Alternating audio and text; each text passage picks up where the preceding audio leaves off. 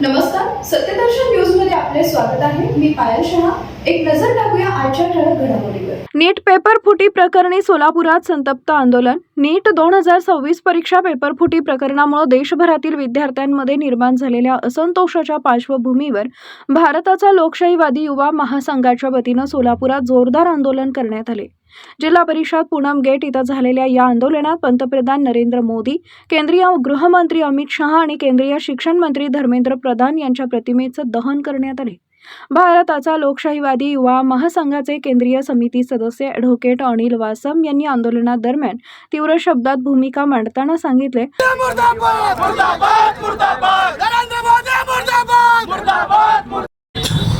DYFIच्या वतीनं आम्ही जिल्हाधिकारी कार्यालय पूनम गेट या ठिकाणी आंदोलन केलेलं आहे. या आंदोलनाचं प्रमुख कारण म्हणजे आपल्या सर्वांना कल्पना आहे, गेल्या अनेक दिवसापासून विद्यार्थी नीटच्या परीक्षेची तयारी करत असताना अचानक पेपरमध्ये बातमी येते आणि टीव्हीवरती दाखवलं जातं की नीटचा पेपर फुटला.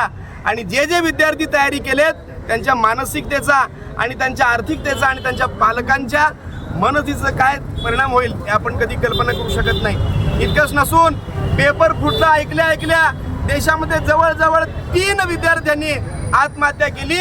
या 3 विद्यार्थ्यांच्या आत्महत्याला जबाबदार हे केंद्रीय शिक्षण मंत्री धर्मेंद्र प्रधान आहेत. त्यांच्यावरती 302चा गुन्हा दाखल केला पाहिजे. त्यांच्यावरती मनुष्यवधाचा गुन्हा दाखल करून त्यांनी त्यांचा तात्काळ राजीनामा घेतला पाहिजे. केंद्र सरकार जर अशा पद्धतीनं या पेपर फुटीमुळे जर गांभीर्य घेत नसेल तर विद्यार्थ्यांच्या भवितव्याचं काय?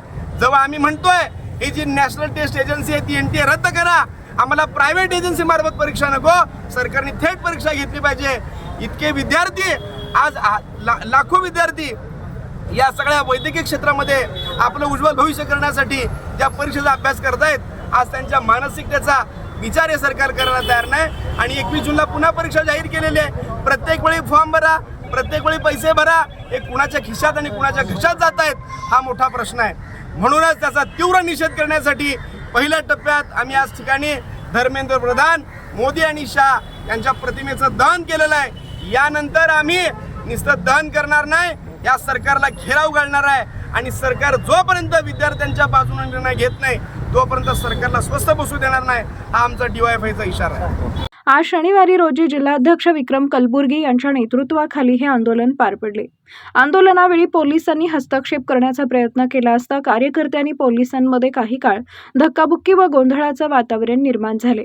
मात्र आंदोलकांनी आक्रमक पवित्रा कायम ठेवत निषेध अधिक तीव्र केला. यावेळी संघटनेचे राज्य सचिव साथी दत्ता चव्हाण यांनी सरकारवर जोरदार टीका केली. फॉर्म भरायचं ते तर फी आम्ही टोटली मागणी करतोय, पण 8 दिवसामध्ये पेपर कोणत्या तोंडाने विद्यार्थी जाणार हा मोठा प्रश्न आहे. म्हणून 2च मागण्या आमच्या या ठिकाणी. एक, NTA बरखास्त करा.